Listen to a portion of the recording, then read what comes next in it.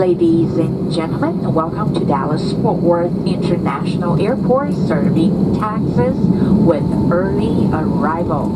The current local time here is 5:04 Monday morning. As a reminder, please stay seated until the fasten seatbelt sign is turned off by captain and keep the aisle clear of all carry-on items. Passengers are not permitted to re-enter the aircraft once deplaning has begun.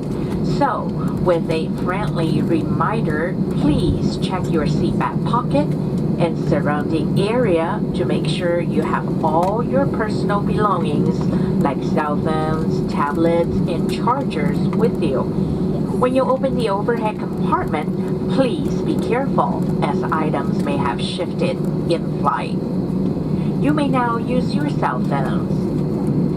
This morning, we're scheduled to arrive at Terminal AA as Alpha, parking at gate number 8. If you are terminating your travel here in Dallas-Fort Worth, you may pick up your check-in bags at baggage claim, carousel mark number 15. If you are taking any connecting flight out of Dallas with American Airlines, you may now use your own cell phones to find out the connecting flight information.